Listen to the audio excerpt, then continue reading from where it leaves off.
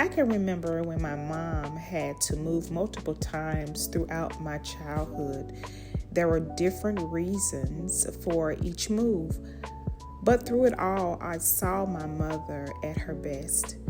She was a single mother raising 4 children, and she did everything she could to make sure we had a decent home, nourishments, and provision. She may not have had everything she wanted to give us, but she gave us what she had, and she made it beautiful.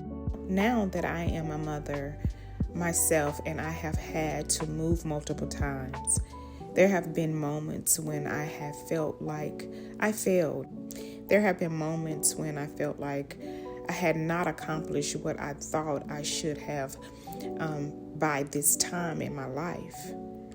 But adversities come unexpectedly, And recently I had a revelation that took me back to my childhood and to my mother.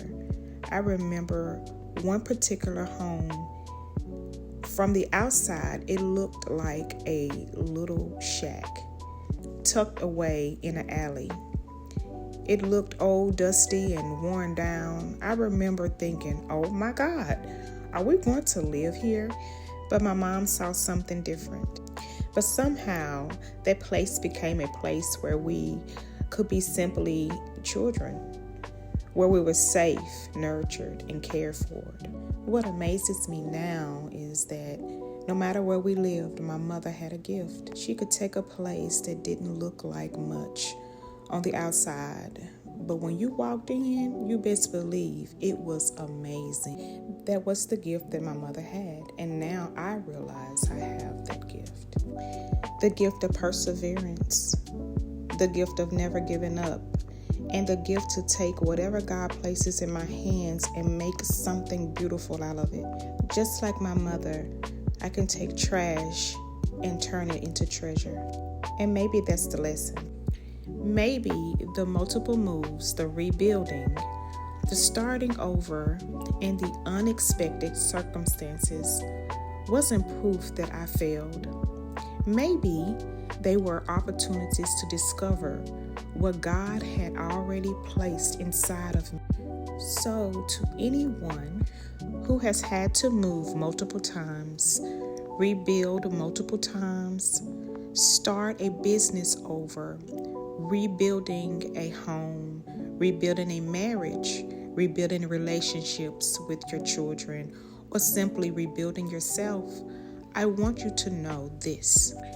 Sometimes life requires us to rebuild. Sometimes God allows us to go through seasons where we have to begin again. And when you have a gift to make something beautiful out of what God has placed in your hands, don't despise the process. Take what you have, thank God for it, beautify it to the gods, build with it, and glorify God through it. Because there is something that happens when you continue to walk in integrity, righteousness, obedience, and faith. Listen, I know we're doing the best we can to please God, and everything around you seems to be falling apart.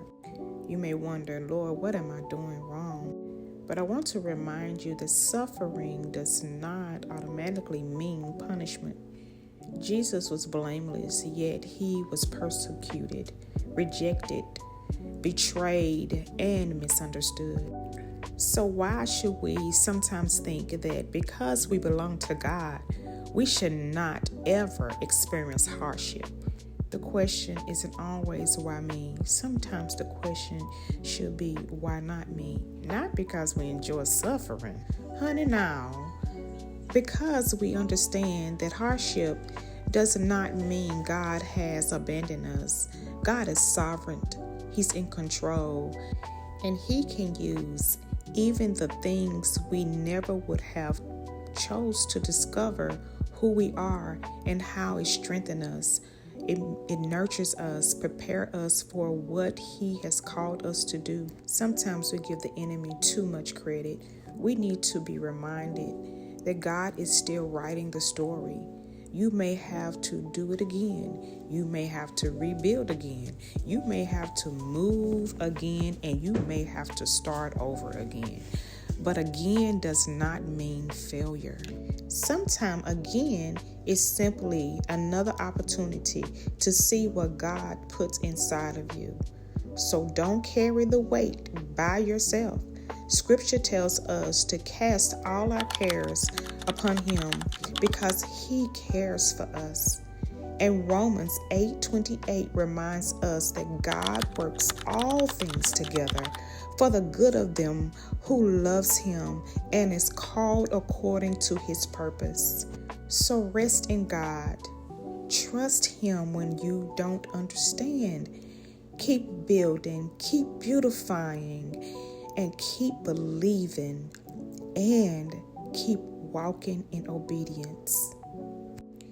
Because what looks like another setback to you may be another opportunity for God to reveal the gift He has placed inside of you. You may not have been given the perfect house, but God gave you the ability to make a house a home.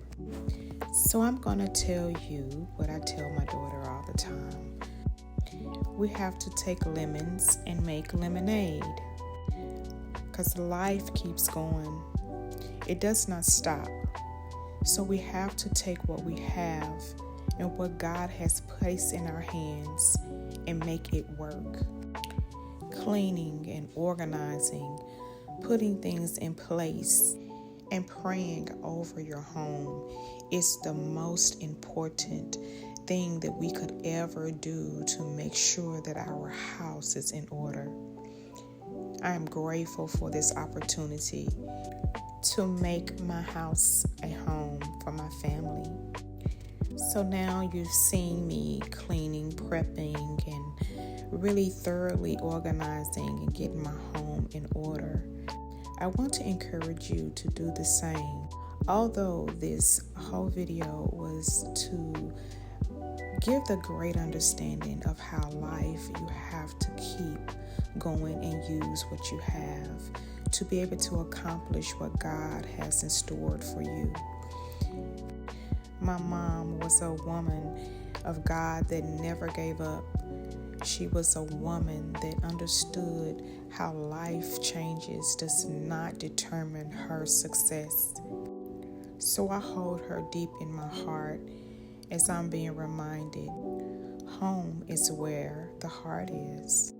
I have to leave you with my favorite Bible scripture, Galatians 6:9. Be not weary in well-doing, for in due season you will reap the harvest if you do not quit.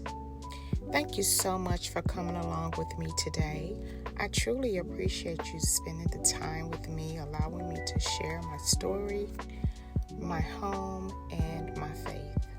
If you enjoyed this video, subscribe to my channel as I share inspirational biblical content, wellness lifestyle, and more. So stick around, stay awesome and amazing, and begin again. I would like to say happy heavenly birthday to my beautiful mother. I love you. More content coming your way. Don't forget to like, comment, and subscribe.